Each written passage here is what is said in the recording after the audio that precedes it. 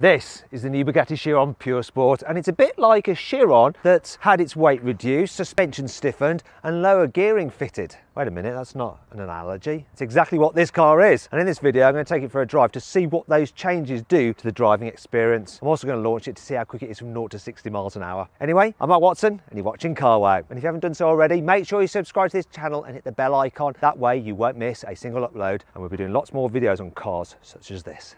Buying a new car? Then head to Carwow and my team will help you find your next car at a fair price. Carwow, your one-stop car buying comparison site.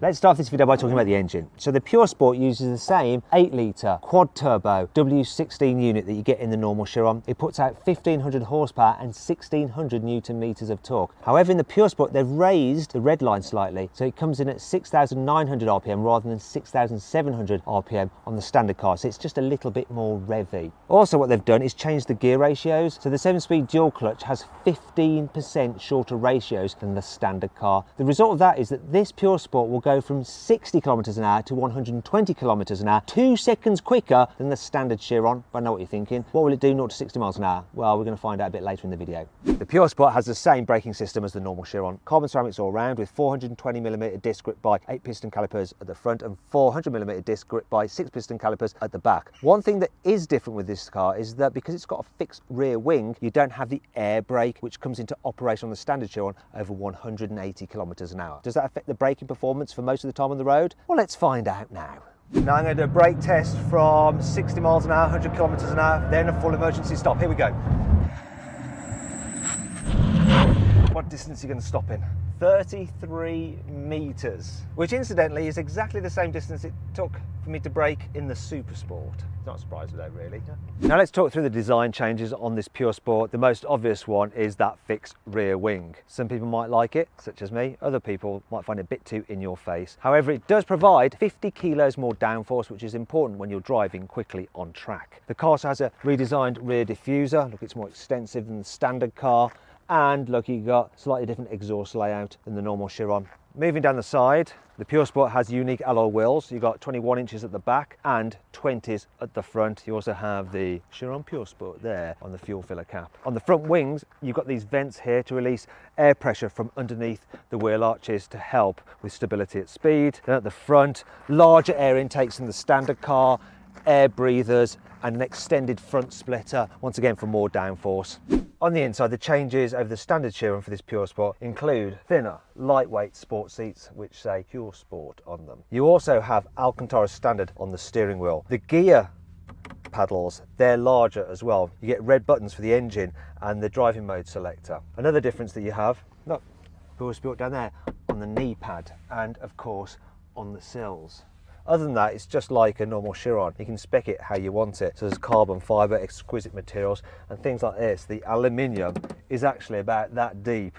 It's solid so that it doesn't vibrate when you're going at very high speed. In fact, everything that you touch just feels super expensive and exquisite. There is something else though for this Pur Sport. You see they've reduced the weight by 50 kilos, and to do that, one of the things that they've actually done is remove some of the soundproofing. They've also given it a special, more lenient stability control mode, and you engage it by pressing this button under here. Gives the car a bit more slip angle than you get in a standard Chiron. But that isn't the only changes they've made to the driving experience. The Pur Sport has been designed to be the most dynamic and track-focused Chiron to date, and to achieve that, Bugatti's fitted it with stiffer springs at the front and the back. In fact, the suspension is 65% stiffer at the front and 33% stiffer at the rear. They've also fitted it with bespoke Michelin Pilot Sport Cup 2R tyres for improved grip. Another thing they've done is change anti-roll bars. They're now carbon fibre. They've also altered the mounting of the suspension to the bodywork. It's even stiffer so the car is more responsive, and they've made the steering lighter so it actually feels more responsive when you drive it. Another key change is to do with the camber of the wheels. Now 2.5 degrees, which is quite a lot, and that can make the car a little bit more sketchy than the standard Chiron to drive in the wet. And that brings us to 5 annoying things about the Chiron Pur Sport. Rear visibility in a Chiron isn't great at the best of times, but at least the wing on the standard car retracts, so when you're manoeuvring at low speed, such as in a McDonald's car park, you can see a little bit behind him. However, with this fixed wing, it sort of gets in the way, doesn't it? You've got to be careful how you release this key because it is a bit of a projectile. Look. Ow! The Chiron Super Sport's top speed is 273 miles an hour. The normal Chiron's is 260 miles an hour, but this Pure Sport can only do 217 miles an hour. That's just lame, it's really slow. With the Pure Sport, Bugatti has chopped out all the weights. They've removed 50 kilos of the stuff. It is the most hardcore, lightweight version of the Chiron, but it still weighs in at 1,945 kilos, which is a bit portly, isn't it? Ooh. This is one bug that seems to be attracting all the bugs. Yeah, the flies seem to like this yellow paint scheme, which is a bit annoying. Go on, you little. It's not all negative though. Here's 5 good things about this car. When you have the Pure Sport in normal drive mode for the automatic gearbox, it'll creep like a normal automatic. However, when you put it into manual, in first gear, it doesn't creep at all. That's to simulate you being a racing driver on the starting line. You don't want a car creeping, otherwise you'll have a false start. So Bugatti has teamed up with razor maker Gillette to design a razor which is inspired by the Pure Sport. Carry on. Yeah. This isn't it. This is actually the key, and I'm using cameraman Lewis to, come on, do it again. Simulate an electric razor sound. Yeah, you get the idea. In the interest of cutting weight from the Pure Sport, Bugatti have fitted it with carbon fibre windscreen wiper arms. I'm not entirely sure how much weight these save, probably no more than you just having a big before going for a drive. The Pure Sport gets unique magnesium wheels which save 5 kilo per corner, and that's 5 kilograms of unsprung mass, which any engineer will tell you is a good thing because it improves the car's agility. The Pure Sport gets an upgraded titanium exhaust over the standard Chiron for a fruitier, deeper, bassier noise. Let's have a listen to it. Go on, start it up. Go on, give it some rev.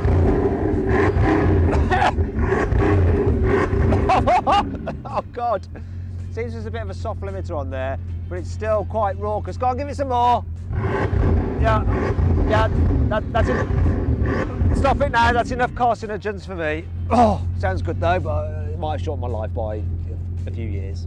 Okay, time to finally drive the Bugatti Chiron Pure Sport. So already, even just like driving along slowly, it feels a bit more intense than the Super Sport. You got that firmer suspension. It's not uncomfortable, but you just feel the bumps ever so slightly more. You also hear stones rattling around in the wheel arches a little bit more as well because you've got less soundproofing. That makes the experience more intense, as does that shorter gearing.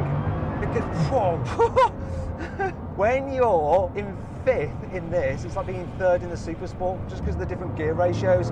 And so the car just feels more responsive, more on it, more of an animal. The steering is lighter as well, so it helps make the car feel lighter, even though really there's not that much in it.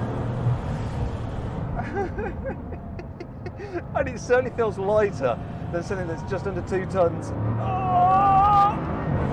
Whoa! It's insane.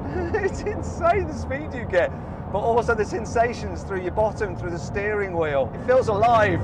This is a Pure Sport grid. It does hook up in the bends, and you can feel it a little bit moving around. That increased camber makes the car just a little bit more nervous, but not in a bad way, more in an exciting way. You know, I'm going slowly now, I'm going to turn around, and just because the steering wheel is made out of Alcantara, the car instantly gives you this sensation that it's a bit more racy. So if you are getting a Bugatti Chiron and you're mainly going to be just driving, let's say once a month as a special occasion on a track or for a black to really get your heart pumping, Pure Sport is the way to go because it's more of a visceral experience. I mean, they're still very similar, the cars, but this one's just a bit more alive. Whereas if you're doing lots of long motorway miles, you know, you want to be on the Autobahn, you want to be smashing those big numbers, get the Super Sport.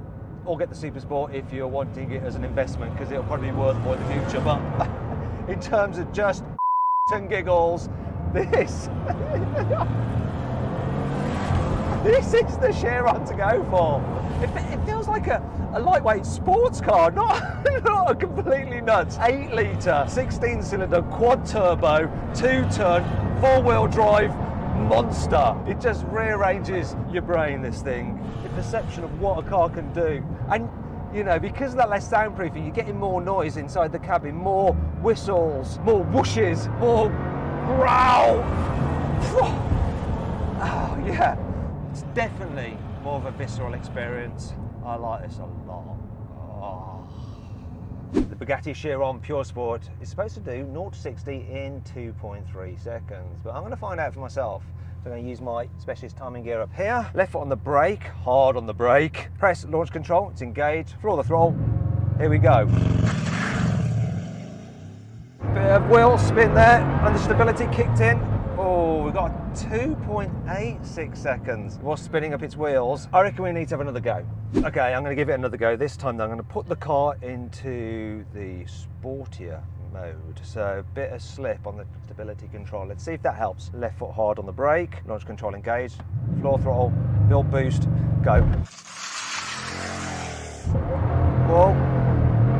Went sideways a bit quicker, but not really that much quicker. 2.85. All right, last go, I promise. This is it, here we go.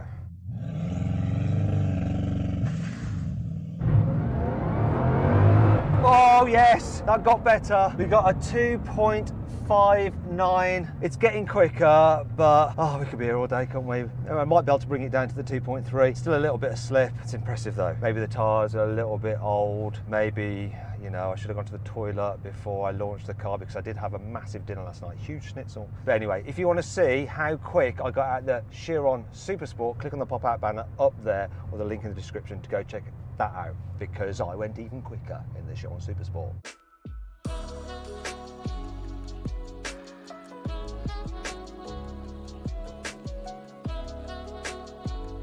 So then, what's my final verdict on the Bugatti Chiron Pur Sport? Should you avoid it? Should you consider it? Should you shortlist it? Or should you just go right ahead and buy it? Well, I reckon you should go right ahead and buy it, then give it to me, because it is my favourite of all the Chirons. It's lovely.